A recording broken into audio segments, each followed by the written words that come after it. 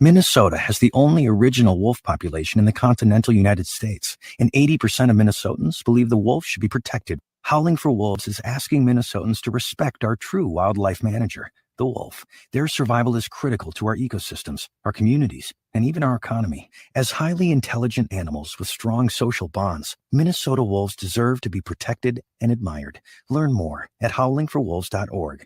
Let's live and let howl. As we head towards colder weather, it's important to make sure you're up to date on vaccinations and protected from COVID-19. The Native American Community Clinic is now administering the updated Pfizer bivalent booster. The updated bivalent booster helps protect against the original COVID-19 strain and against newer Omicron variants. And it will help restore protection that has decreased since previous vaccinations. People age 5 and older are now recommended to get an updated bivalent booster dose at least 2 months after their last COVID-19 shot. That means the bivalent booster may be given after a person's primary series or after their last booster shot, regardless of what brand you received before. Even if you've already had COVID-19, you should get vaccinated. Right now, at the Native American Community Clinic, you can get COVID-19 vaccines, including updated boosters, at the same visit as other vaccines. However, if you've received a recent monkeypox vaccine, you may need to wait 4 weeks.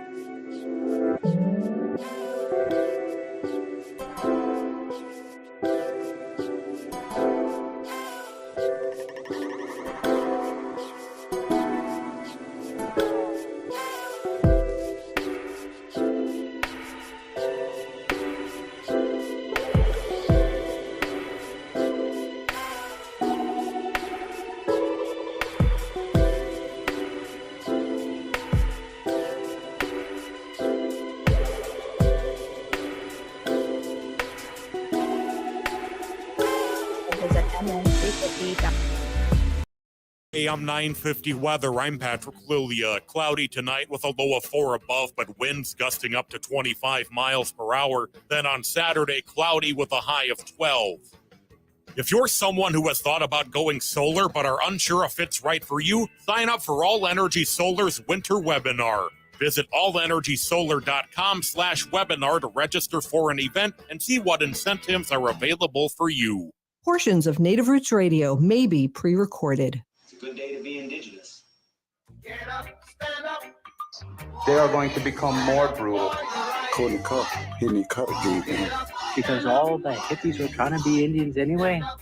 They're going to become more repressive because it's a matter of dollars and their illusionary concepts of power. Hey, Victor.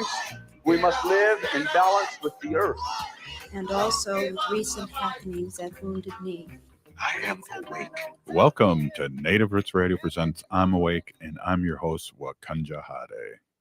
Hey, Kadagi, to all my friends and relatives in 4 directions. You are listening to Native Roots Radio presents I'm Awake, and I'm your host, Robert Pilot. We discuss local and national Native news and events, and as you know, Native issues are human issues, and human issues are Native issues. And this portion of Native Roots Radio is brought to you in partnership with MN350, a grassroots organization fighting for climate justice. Hey, you know, we every couple of weeks we get a report from our Lieutenant Governor, Peggy Flanagan, and she's a White Earth Nation. Help me with the word here. White Earth Nation member. She's a member of the White Earth Nation in Minnesota. Yep. Yeah, here in Minnesota, and she's the first Native American to hold statewide office. So why don't we take a quick listen to her special report, and then we'll start up the show with the news, and we'll be right back. So let's listen to the Lieutenant Governor. Bonjour, this is Lieutenant Governor Peggy Flanagan, and I'm joining Native Roots Radio with an update from the Walz-Flanagan administration. We just finished rolling out our One Minnesota budget proposal for this legislative biennium. And let me tell you, this is the budget I've been working towards my entire life. Budgets aren't just fiscal documents, they're moral documents. These are the pages where we make it clear what we value and what we invest in. I'll dig in more on specific proposals and investments in the coming weeks, but I wanted to just start here with an overview. First, we rolled out our package focused on making Minnesota the best state in the country for kids. As many of you know, growing up, my mom and I relied on public programs like SNAP, which back in the day we called food stamps, and relied on the child care assistance program so that my mom could have a safe place to bring me while she went back to school and got a better paying job. And I frankly had housing because of a Section 8 housing voucher. And I am alive today because as a kid with asthma, Medicaid was a necessary tool for me to get my medications and really just to stay alive. So I am where I am today, Lieutenant Governor of Minnesota, because of those programs, not despite them. And we are committed to helping families like mine and like so many of yours thrive with proposals like a child tax credit that helps parents afford essentials such as paying bills, school expenses, new pair of shoes, childcare costs.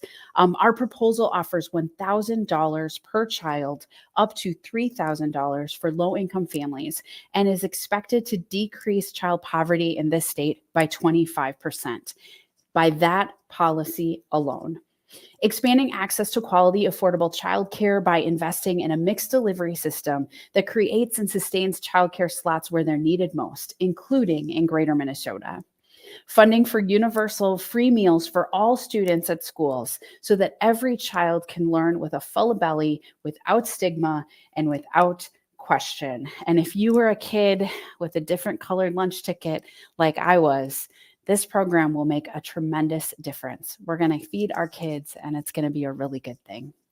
Partnering with tribes and the urban Native community to strengthen and preserve Native families, and so much more. Next, we rolled out our budget package focused on investing in Minnesota's economic and climate future.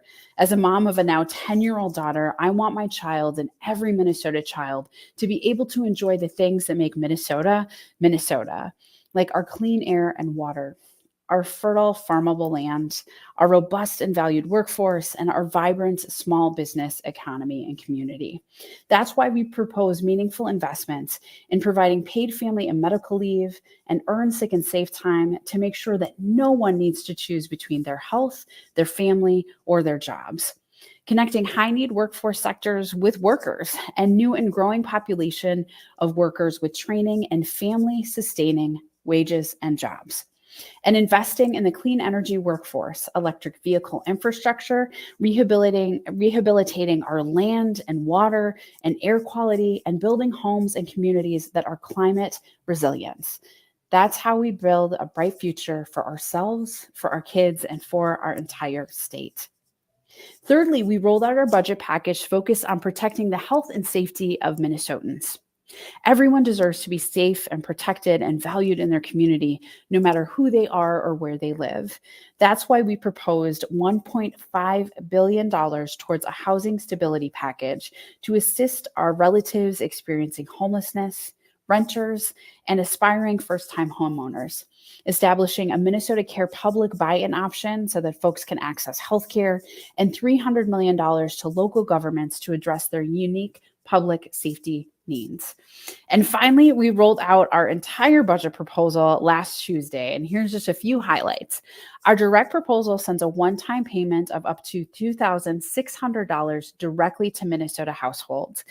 And that matters. These direct cash assistance, right? These direct checks empower families to decide what they need most to make ends meet. So this could be paying first and last month's rent to get into housing, fixing a car, paying off credit card debt, making sure that your children have new shoes that fit, which is something that I understand.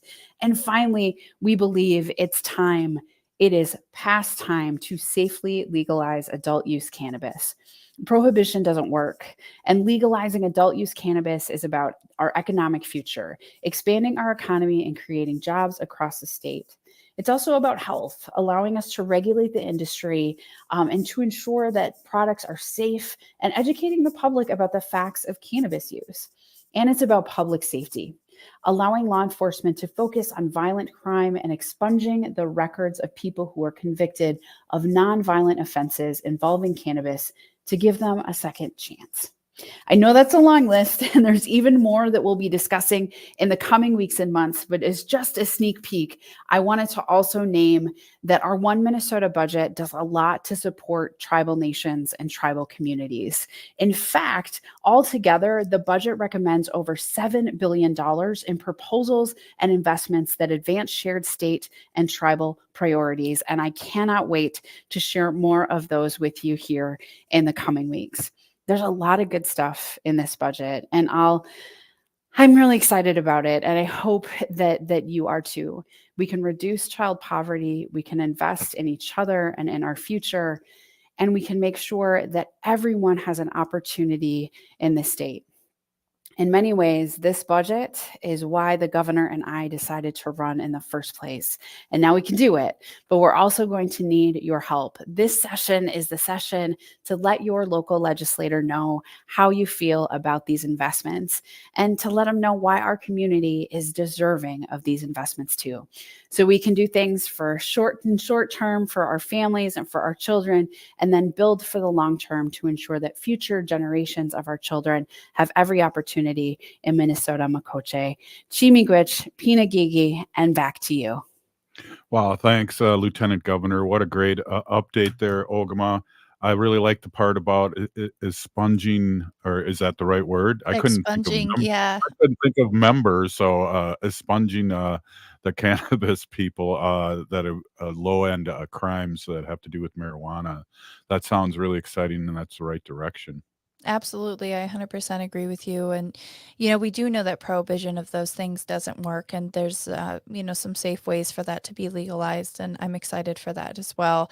I think it's been long overdue here in Minnesota. But, what really excites me is I'm a parent. I've got 2 girls. And, a lot of this is reminiscent of things that I was told about Minnesota when I was a kid. I was told it was a great place to have children, and we were doing really well in the education sector and those kinds of things. And it's good to hear that we're going to be coming back around to that. Well, and it's great. We have the privilege to have the Lieutenant Governor stop in every couple of weeks to give us an update. I feel really honored and blessed. And we got a jam-packed show, Ogama. You're going to do the news here in the second. And then we got some rock star guests here talking about water is life, as always, what we do here in Native Roots Radio. So, hey, we're going to do the news next, and we'll be right back after this short break. You're listening to Native Roots Radio presents I'm Awake. Stay with us. Hey, Ogama, I've been hearing a lot about this term, climate justice. What is that? Climate justice is recognizing that the negative impacts of climate change don't affect all people equally. It also means transitioning from a fossil fuel-based economy to a more sustainable future. MN350 is one of the groups that's pushing for this transition to protect our futures. You can even get involved too. That's great, especially since I'm concerned about pipeline projects like Line 3. How can I help MN350? Just find them on Facebook or visit mn350.org. Take care of your community by joining Metro Transit's Adopt a Stop program. Show your community pride by adopting a transit stop. Join us in helping keep the stop and your neighborhood beautiful, and report any maintenance needs to us. We'll put a sign at the stop recognizing your efforts, plus you'll get 10 free rides every month. Get details at metrotransit.org/adopt. Again, adopt a stop for Metro Transit. COVID-19 is still here. It's not too late to get your booster. Staying up to date with vaccines can help you protect yourself from getting seriously ill from COVID-19. Get your booster at the 360 Colburn Clinic, operated by St. Paul Ramsey County Public Health, for a chance to win one of 5 $500 Visa gift cards. Each week in January, a winner will be selected from eligible persons age 5 and up who got their COVID-19 booster. To learn more and schedule your appointment, visit ramseycounty.us/booster. J&S Bean Factory is a Native-owned, community-supported, cozy, artsy coffee shop which offers roasted on-site beans, live music, and baked goods. Relax in the beautiful outside patio. City Pages writes, voted top 10 coffee shops. Tucked into a quiet corner of St. Paul's Highland Park neighborhood, this coffee shop roasts beans on site from the best coffee growing countries in the world. Located at 1518 Randolph Avenue, St. Paul. The good stuff. You're listening to Native Roots Radio. This is Spirit from Reservation Dogs. Get up and listen.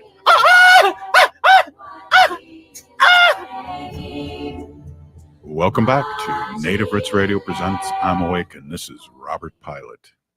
Hey, this portion of the show is brought to you by the Minnesota Indian Women's Sexual Assault Coalition.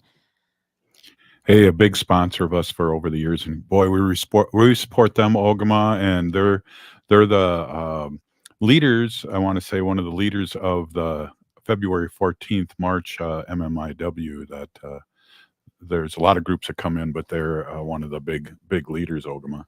Yeah, I think they're like the hosting group too. They're the ones that kind of organize and do the permitting and all of that stuff for the MMIW March on Red Dress Day, February 14th every year. And we're really excited to have them continue to be, an ongoing sponsor for us and to be available to kind of uplift that's happening in person again this year. That is so exciting to have that back after, was it 2 years off, Robert, from COVID? Wow, yeah. I think it was 3, but yeah, because they didn't have it last year either. Yeah, that's right. It's a blur to me, and also you can tell my vocabulary is not working. So thanks for jumping in and explaining what the Minnesota Indian Women's Sexual Assault Coalition it does with that parade. And it's kind of hard to say that it's a parade, but it is a gathering, and there's speeches beforehand, and there's some really heavy duty stuff with people that are still missing their relatives, and there's signs with faces and names that are still missing out there, and it's an epidemic. And since the beginning of the year, I read, Ogama, that in South Dakota there's 30 natives already that are missing. Yeah, I would believe it. Unfortunately, that's, as a Native person, as a Native woman, that's not unbelievable. It's absolutely not something that is stomachable, but unfortunately, Right. that is where we're at in the MMIW. Here in Minnesota, we've been privileged that we've had our legislators take the time to create an Office of Missing and Murdered Indigenous People, women especially, but a big reason that we have some of those problems are these huge extractive industry projects, like the one that came through Minnesota in 2020 and 2021, the Line 3 construction project done by Enbridge. And tonight we have a couple of people from Waadookawaad Amikwag, those who help Beaver, joining us to talk about some of those damages that we're seeing here in northern Minnesota. We have Jami Gaither, who is an ally water protector with Waadookawaad Amikwag, and we also have Victoria McMillan. It looks like Victoria's screen is loading right now. The sometimes our guests sometimes have a little bit of internet stuff, but welcome to you both from Waadookawaad Amikwag. And Jami, if you want to go ahead and give everybody your introduction. Oh, she's got sign language going on. You're on mute, and I got to get my coffee cup that Ogama gifted me a long time ago. You're still on mute. You're still on mute. You can't read her lips there. There's a mute button down at the bottom. It looks like a little microphone in the white box. Is it unmuting for you if you click there? Oh, Victoria, maybe you want to start with your introduction. Can you hear us all right over there? Yeah. Can you hear me? Yes, we can. Hi, welcome. And see ya. Oh, yeah. Bonjour, Indinaway Margaret, Migizuquin and Digicaz, Nagacho Nung and Dunjba, Migizi Nindudame and Digo and Benesi, Nagacho Nung and Dunjba. Geez, I've never been on the radio before, so thanks for having me. Waadookawaad Amikwag is a citizen science group, volunteer citizens of Minnesota that just get together and we talk on Zoom once a week. And we have drone operators. We have geologists and hydrologists and other scientists with us and Indigenous knowledge keepers, band members, and we all just work together to monitor the Line 3 project. So we've been doing that for quite some time now. Jami would have better dates. I've only been with the group for about the last 6 months, but in that time, I've seen a lot of drone data that's really concerning because from the reporting we're getting in the public, we're not getting much other than a few aquifer breaches when really there's been a lot of unexplained disruptions that our infrared drones are picking up on. And we're only a small group of non-funded citizen scientists. We're only going out there when we can. So we only get to a few sites and we only get to monitor so much. But if we had help, and we've been asking the state and federal agencies for help, we've been showing them the data and asking them for more help in relation to what we've been doing in monitoring so that we can get a better idea of what's actually happening in Minnesota. With the aquifer breaches, we're losing lots of underground water every year. I mean, every day. Right. Jami has the statistics on that. Jami, are you able to can you speak and say something? Yeah, I hope so. Hey, there you are. We got you now. Hey, welcome, Jami. And boy, we're talking about citizen detectives here, and we should probably talk in a way to support you. This is, I know we had a lot of reports in the beginning when this was still being worked on, meaning Line 3, of all these punctures and things that were shooting up, and it's crazy. So go ahead and introduce yourself and welcome. Oh, miigwech. Jami Gaither, Anishinaabe, Nawin and Bagi and Angin Dunjaba, Nawakanda, Nungum, Besho, Gawa Babiganikag, Minawa, Ishbeminoman, Zagiganing, Minawa, Enbridge, Line 393, Chimukamanakwe and Dow. And I introduce myself in the language of the people of this land because I have found that it has helped me to more fully understand the culture and the people of this land and Mother Earth herself. And I really am appreciative of the inclusivity that I've found in the Anishinaabe, and just really grateful to be a welcome part of the language learning community. So what I said in Ojibwe was, my name is Jami Gaither. I'm a settler colonizer. I come from the Midwest, and I live now in the middle of the forest near White Earth Reservation and Upper Rice Lake. And my husband and I are abutters to the Line 393 pipeline here in Clearwater County. So yeah, there's been so much that we've seen over this little over a year that this group has been together looking at these disturbances. And we're very grateful to our partners. White Earth Nation, White Earth Reservation, Rise Coalition, Honor the Earth, MN350, and Sierra Club all were a part of providing a thermal flyover in November of last year that has found these dozens of upwellings all along the corridor. And now our team is basically just trying to go out there and document what's happening so that we can make sure Enbridge is accountable to fix the land. There are places where we don't believe that they can really fix the land. And I'm glad to talk to you in specifics about a couple of the places here nearby where I live that we've been watching really closely. Yeah, I would love to get into that. And we have plenty of time with you two, and we really appreciate you guys coming on this last minute here. And one of the things, am I able to, or any of our listeners all over Wisconsin, we're on civic media, we're in the Twin Cities, and of course online, and Facebook, YouTube, and Spotify, and iHeartRadio, and all those other platforms. Is there a place where I could go, website, to see these videos or see these maps? Yeah, so we are getting ready. We are seconds away from issuing a website for everybody to be able to access a lot more information. Right now, the best place to go is our YouTube channel. We have lots of video there. I have some video. There are playlists. There's a lot of Honor the Earth and IEN and Rise and Makwa Initiative, all kinds of video on our playlist. So don't forget to check out our playlists. They're specific to aquifer breaches, frack outs, and just rights of nature and et cetera. So you can find exactly what you're looking for. And we have breakouts in November, we did the webinar and we had almost 200 people there wanting to know about what we were finding. And then in an evening Q&A, we had 100 people. So this is definitely something that is on the public's radar. We are hearing all the time from people who want to know more. And so our website will be issuing soon, and we're hopeful that by Valentine's Day we can give you that sweet gift of having a lot more places where you can see maps, details of the geology, details of these specific places that we're seeing damaged, and the damages are continuing.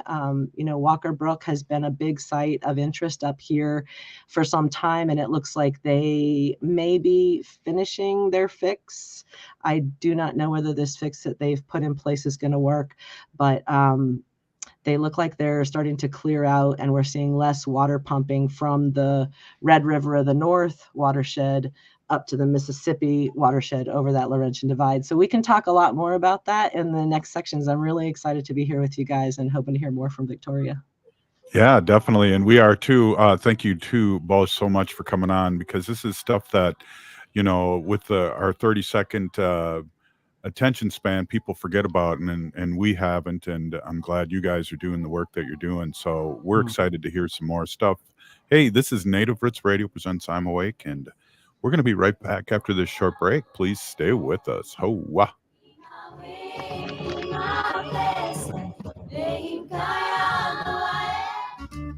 Do yourself a favor and check out the amazing cuisine of eatlocalminnesota.com. More than just a website, eatlocalminnesota.com provides you with the best local and independently owned restaurants in the Twin Cities. Specializing in Szechuan and Peking cuisine, the Great Wall Chinese restaurant has been a local favorite since 1981. They offer one of the most extensive menus in the Twin Cities. Favorites include the sesame chicken, imperial beef, and Peking duck. The Great Wall restaurant is located off 45th and France, with takeout available too. More at greatwallrestaurant.us. The next time you're out in South Minneapolis, make Nightingale off 26th and Lyndale your go-to dining option. It's a comfortable neighborhood restaurant that features a delicious menu of American classics, plus a wide drink and cocktail selection. Nightingale has dining room and bar seating available, plus takeout and delivery. Current hours are 5 p.m. to 1 a.m. daily, with the full menu until midnight. More at nightingalempls.com. Hi, this is Laura, and I want to tell you about my family's favorite thing. It's our wood stove. We bought it about 14 years ago from Woodland Stoves and Fireplaces. And see, the wood stove has actually paid for itself because we can keep the main area that we live in toasty warm with this great moist heat. But more important than saving money, it has actually improved our lives. Having a fire simplifies life. It provides comfort. It sort of takes the chill out of winter. I'm Peter Solak. In 1977, I started Woodland Stoves and Fireplaces, and I experienced the simple joy of warming myself by a fire. I also realized that the place and the way we embrace fire has evolved in a diversity of forms and styles. So at Woodland Stoves and Fireplaces, we have brought together the widest selection of our fireplace products and technical knowledge in the Twin Cities. Our mission is to use our knowledge to help you choose the design and function that is right for you and your home. Visit Woodland Stoves and Fireplaces today and find the right fire for you. This is Santita Jackson. Monday through Friday, 6 to 8 a.m. Central, we'll bring you the best progressive talkers, thinkers, and doers on AM 950, Minnesota's progressive voice. The new year is here, and it's time to take advantage of Zero Res's best deal of the year. Carpets, tile, rugs, upholstery, basically every surface in your home can be Zero Resified, so it's time to call the cleaning pros at Zero Res, and don't forget your air ducts to help alleviate allergies or asthma. And it's also important to enjoy less dust, lower energy bills, and your home will stay cleaner longer. Zero Res is here to protect your biggest investment, your home. Why pay someone to clean your carpet if they're going to leave things behind that are going to make it dirty again quickly? Zero Res is the longest lasting and best clean. Schedule your appointment at zeroresminnesota.com or call 952-ZERO-RES, and don't forget to ask for the AM 950 special. Book now through January 31st and get 23% off all services. Call 9520-RES or go to zeroresminnesota.com today to book your appointment. We at AM 950 wanted to offer more thank you gifts for the great listeners who have become members. Brand new for 2023, AM 950 has the new National Parks poster featuring photos I took at the national parks. Members who sign up for a one-time $99.50 membership or recurring $25 per month membership will receive the brand new AM 950 National Parks poster and the AM 950 2023 calendar as a thank you. Go to am950radio.com, click on the tab, and become a member now. Thank you so much for supporting AM 950, the progressive voice of Minnesota. With a look at your AM 950 weather, I'm Patrick Lilia. Cloudy tonight with a low of 4 above, but winds gusting up to 25 miles per hour. Then on Saturday, cloudy with a high of 12. Hazel's Northeast offers the most creative comfort food you'll find for any meal of the day. Hazel's is located at 29th and Johnson in Minneapolis, minutes from 35W. More at hazelsne2go.com. This is Winona LaDuke of Honor the Earth, and you're listening to Native Roots Radio. I'm Awake. Welcome back to Native Roots Radio presents I'm Awake, and this is Robert Pilot. Hey, this portion of the show is brought to you by MnSure. If you're looking for affordable health insurance, go over to MnSure at mnsure.org and apply and figure out what you can get. And there's free experts to help you there as well. So mnsure.org. Yes, definitely. Check it out if you need it. That's there for you, and it's great. Well, let's get back into the show. Jamie and Victoria, some really great information, and I think it's so important. I want to go to you, Victoria. It's so important, the work that you guys are doing, because again, what I said earlier, it's like we have an attention span of 30 seconds. The news cycles are over in a minute, and you guys up there are still living with this, and we're all still living with this because, go ahead, Ogama. Yeah, I just wanted to clarify that after the break, too, we're back with Jami Gaither and Victoria McMillan, Megizikwe, and they're with Waadookawaad Amikwag, which is those who help beaver, and they are citizen scientists who have been monitoring the ecological damage following the Line 3 construction here in northern Minnesota. Thanks, Ogama. I was just so excited to get back to him. I appreciate that. But Victoria, I just want to give you a quick shout out, too. It's just work that needs to be done, and I thank you so much. Oh, Miko, it's important work. It's work that sustains the next 7 generations of all life, and that's what we're here to do as Anishinaabe people. So I don't take any of this work lightly at all. It's some of my kids were born on the pipeline. So we're directly affected from it. My kids were born into having to fight it, and it's not even that we wanted to fight anything. We just wanted to live. This pipeline, it came through our lives. We didn't, want to fight anything. So, but way back then when my family was going through all that, we just prayed for a group like this to happen. And then 10 years later, here we are. And I mean, a new pipe has come through since then even. And here's this group that's coming together to test the water and to do all these things that no one would do for us back then. And I'm just really grateful for them as well, because they do a lot of the work. They get out there, they come all the way up from the cities or wherever they are to help do the water testing. They get the water testing to the labs. They make sure that they're doing all the observation reporting that is necessary. They just do everything that they can. We all pitched in, Rise Coalition, Honor the Earth, White Earth Reservation, to do an initial flyover. So they did an infrared flyover the entire pipeline, end to end. And ever since then, we've had our own infrared drones out there monitoring what's been happening since then. So we don't just have initial data, we have follow-up data, and we've been sharing it widely and trying to get some inspiration from the state and the federal government to be stewards to our lands. to make sure that our kids get to wild rice. This year was the hardest year ever to find wild rice. Fond du Lac has more monitors out there. And we went to Michigan. Some of our people from Rise Coalition went to Michigan to tell them about, they're trying to do Line 5 over there. We try to tell them of all the stuff we've seen with Waadookawaad Amikwag's data gathering.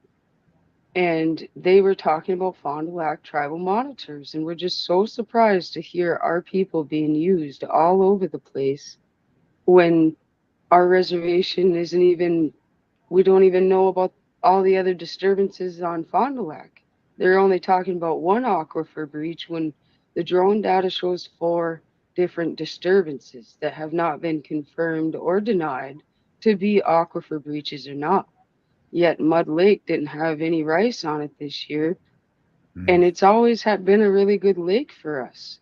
And it's really a struggle to find rice. And that's what sustained us. That's our treaty right. We need to be able to teach our kids to rice. And that's all been disrupted. Wow, Victoria, thank you for that. That was heartfelt for me. Jamie, you were right next to or above or close to the digging of the pipeline and where you lived. Am I correct? Yeah, so we're abutters to the pipeline. It's maybe a football field to the east of us. We can see it when we go out in the yard. You can see the erosion barrier back there still a year and a half after the pipeline was done. And we still have erosion barrier throughout the land here, like little black snakes running through the snow and, prohibiting the animals from getting where they need to go. It's really disturbing to me, I think, to see these overhead videos of drone footage where you can see long stretches of erosion barrier tunnels, and you can see someone in there trying walking, can't get out either side, just has to keep walking forever. This particular shot right here is what they've been doing down in Walker Brook. Walker Brook is one of the breach sites that's not been disclosed, and it's not an aquifer breach like the ones at Clearbrook and LaSalle and Fond du Lac, because what's happened here is we have Walker Brook is a part of a deep glacial lake.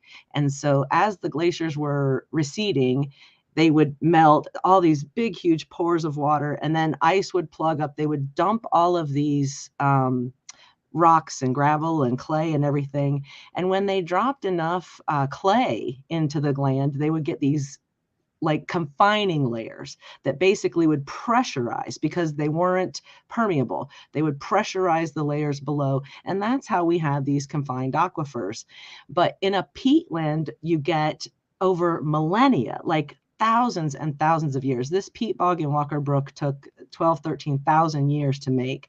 An Enbridge cut through it in the space of, I don't know, a couple of weeks maybe. But in an afternoon, you can cut through a peat bog and just destroy it because all of that infrastructure that's holding everything together is now gone. And so what Enbridge has now is their pipeline, their tar sands pipeline, floating in the bog, in the peat bog. And this floating is problematic because at either end of the valley, the pipe is secure in the land, very secure. So if you have this pipe in the middle and it's floating up and down, what ends up happening is at these points at the edge, you get fatigue where the material is starting to wear. And you guys can do this with a paper clip. If you bend it enough times, poof, it breaks. Same thing with a pipeline. It's all metal, all materials act like this. And so these stresses are what we've been concerned about. So what Enbridge did is they dug out portions of the peat bog and then they layered in sand. And I think they're hoping to create some kind of drainage that allows their pipe to not be floating in the bog. I'm not sure. It seems like they're doing a big experiment. And that kind of seems like what they've done all along. The Clearbrook Aquifer, which burst in January 2021, they said they stopped the leaking like 3 days before it became a year old. And then in October, when the enforcement actions come out, they say, oh, well, actually, it's still leaking. Even though we put 2 acre-feet of grout in the land, it's still leaking. And same thing at LaSalle. One of the big things that Waadookawaad did in 2022 was in August, right? ironically, when the LaSalle breach was becoming a year old itself, we said, look, this is still a big problem. Where is the state? Where's anything happening with this? And we're continuing to not get information from the state. And then this Walker Brook, it wasn't even reported at all. Even when they talked about in October, when they talked about the criminal charges being addressed for the Clearbrook situation, because Enbridge wasn't forthright, did not tell the DNR that there was a problem. They found it in a lunch meeting by accidental conversation with an environmental monitor. I mean, this is the kind of operator we're dealing with, someone who's not being forthright. And to be honest, what we're seeing now as we talk more and more with the agencies is they're very surprised by some of the things that we're showing them. The state doesn't have the capacity to do this work. So they're surprised by the data that we show them. Wow. And whenever we have guests on, we always want to talk about a solution, Jami, and what can people listening to, not so much a solution, but a call to action, I guess. What can our listeners do? Is it enough to write the governor? Is it the DNR? Or are we just going to put this stuff out and blast until everybody sees it? What is our strategy? Yeah, so Waadookawaad has committed to continuing to inform the public, continuing to be open with our information. We want to share first with the tribes and make sure the tribes are aware of what's happening. We've written letters to the chairman of Red Lake and White Earth and made sure that they understand we're open to working with them and making sure that they're fully informed about what's happening. We've also reached out to the county here in Clearwater County. I did a presentation to the Board of Commissioners explaining the situation that we had here on our hands. I'm very concerned about what the first responders are going to be able to do if there's an issue. And I got really concerned when I started calling about this particular issue in Walker Brook, and no one in the county seemed to know anything about it. Everyone just trusts that the DNR is doing what they're doing, and PCA and all these other agencies are taking care of things. But the fact is, we don't have the pipeline experts. We don't have the time and the information because we're not getting it from Enbridge, for one. And this is why we feel that our work is so critical, because we can give the state information that they don't have access to. It would be great if they would, have these things. If our tax dollars were supporting this, that would be great. But instead, it's individual citizens like us and, folks like Rise Coalition who've been supporting us, and people like Jeff Broberg and Minwoo who've been helping us get some of the work done that we need to get done. Yeah. Hey, we got like a minute left. Victoria, what do you have to say?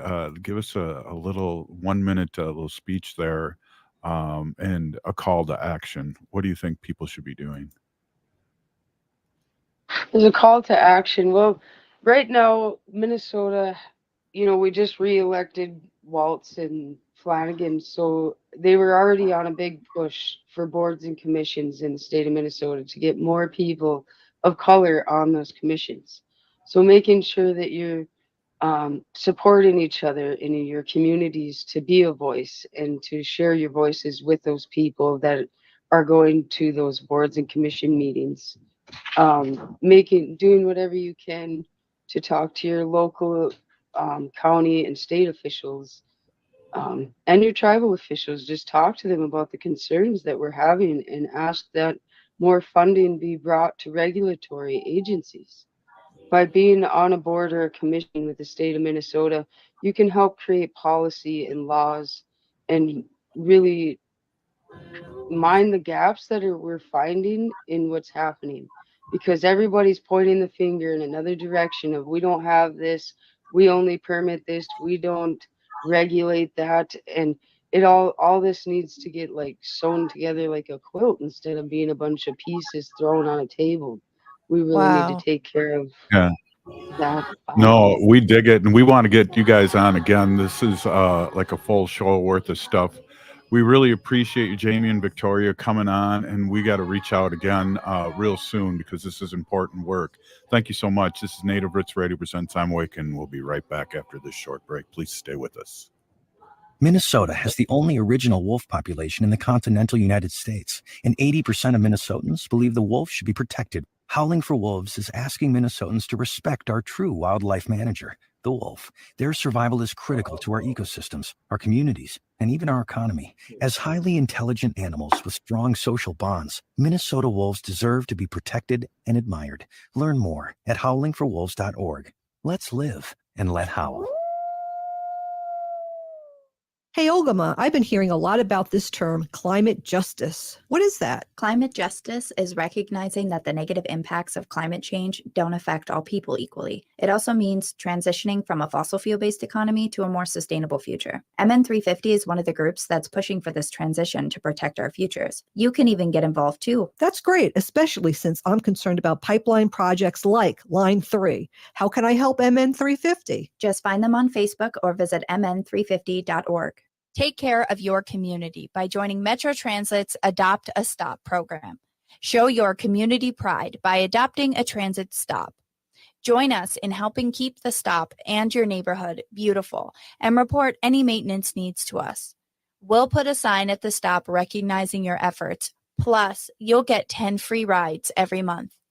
Get details at metrotransit.org/adopt. Again, adopt a stop for Metro Transit. COVID-19 is still here. It's not too late to get your booster. Staying up to date with vaccines can help you protect yourself from getting seriously ill from COVID-19. Get your booster at the 360 Colburn Clinic, operated by St. Paul Ramsey County Public Health, for a chance to win one of 5 $500 Visa gift cards. Each week in January, a winner will be selected from eligible persons age 5 and up who got their COVID-19 booster. To learn more and schedule your appointment, visit ramseycounty.us/booster.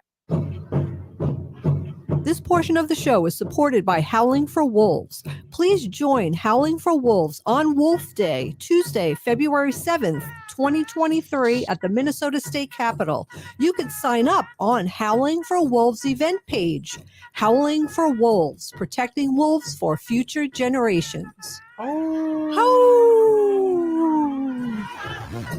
Welcome back to Native Roots Radio Presents I'm Awake, and this is Robert Pilot. Hey, one more time, everybody. This portion of the show is brought to you by Howling for Wolves, protecting wolves for future generations. Ooh. That sounded too realistic, Ogama. I know you're a busy person, and you go through a lot of howling, so that sounded too realistic. But I appreciate that. Hey, wow, great guest, Ogama. Really, really, we need more updates like that. Just because, like I was saying, it's like 30 seconds worth of news, and then it's back on to something else and something else. But that's a good segue. I wonder if you can end the show a little bit here with a little news that you don't hear anywhere else. And I know you prepared a few things, and maybe we can have a little talk about this, but there's a lot of news going on. So again, Ogama, thanks for producing a great show, and let's do the news.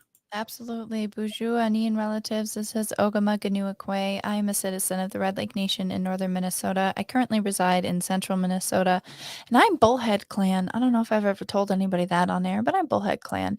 I've got some news for you here on Native Roots Radio. And the first thing that I want to talk about is I want to extend the news of the grief of the police beating of Tyree Nichols down in Memphis, Tennessee.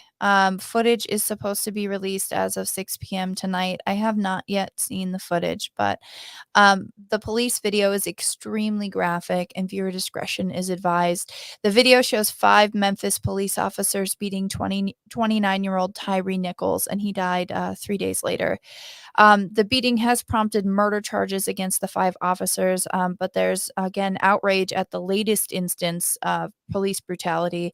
And Tyree Nichols' family members and their lawyers who saw the footage before it was publicly released said that the officers savagely beating their son or their relative who's a skateboarder and a FedEx worker, and likened it to the infamous 1991 police beating of Los Angeles motorist Rodney King, which if anybody remembers the early 90s, that did spark riots in Los Angeles, just the same as George Floyd's murder sparked riots here in the Twin Cities.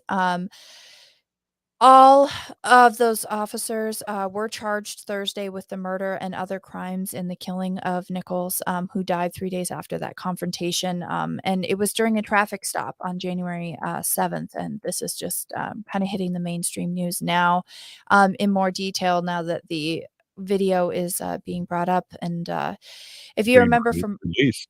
yes, and if Just you're, released. yeah, just released today. And Right. then if you remember from earlier, just last week or the week before, I think it was last week. My time is all kind of blurring together with a baby in the house. But we talked about the police who murdered an activist, an environmental activist, and a forest protector in near Atlanta for Cop City, and that is coming up too. And this is the latest in a string of police deaths, and I'm deeply grieving with so many people in the country right now that this has happened again and again and again. And my hearts and prayers are with those who are continuing to grieve in these situations the same way that I think all of us are, right, Robert? Yeah, these we gotta believe the BIPOC people now because it's on camera, it's on ca we've been complaining about police brutality for hundreds of years, and now it's in living color, and, if you remember the Rodney King, was somebody with a camcorder that just kinda pulled it out of nowhere and started videotaping this beating. There was no, cameras on the police then, and how often has this happened? How long has it been going on? And, it's still happening even though it's on camera, body cams. Absolutely. And, I just was speaking with a friend and a fellow colleague in the media movement today, actually, on a brief meeting. And I said that I don't think that the police footage of the murder of George Floyd would have been released. I think that the reason that people seen that George Floyd was murdered was because that young woman chose to live stream it, chose to record it. Yeah. And it's the same with Rodney King, and it appears from the footage, that's coming out, Point. of Tyree as Good point. well that, if the police are airing that footage, I always, I wonder if this has been edited or, they had it for almost a whole month. It's now the 27th, and, his death happened on the 10th, and the beating happened on the 7th. They've had it for 20 days. What have they been doing with that footage for 20 days? I have a hard time trusting, the institution that is police here in the United States when these things Well, continue to Ogama happen. Ogama, in my understanding, is that the parents brought this back up. Mhm. The police did not, say, "Hey, let's check out the body footage." No, the Of course parents not.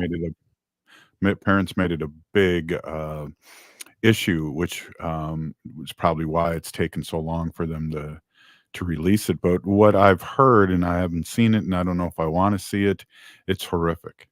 Yeah, and that's where I'm at as well, is I can't bring myself to do it, and, I have a daughter who's 10, and there's really not really a safe place for me to watch it without her, seeing it, and I did my best to, because she was so young when George Floyd was murdered, she was just 8, I did my best to try to protect her from seeing some of that footage, but, when we watched the case for, the police officer who murdered him, we watched the case for him, um, she couldn't help it. We were watching it on live, and she had not seen the video before, and the way that it shook her, Yeah. I don't know. I have mixed feelings about whether or not I'm going to watch it. I can imagine in my own head how absolutely disgusting and awful it is, and I don't know that I'm gonna be able to watch another one.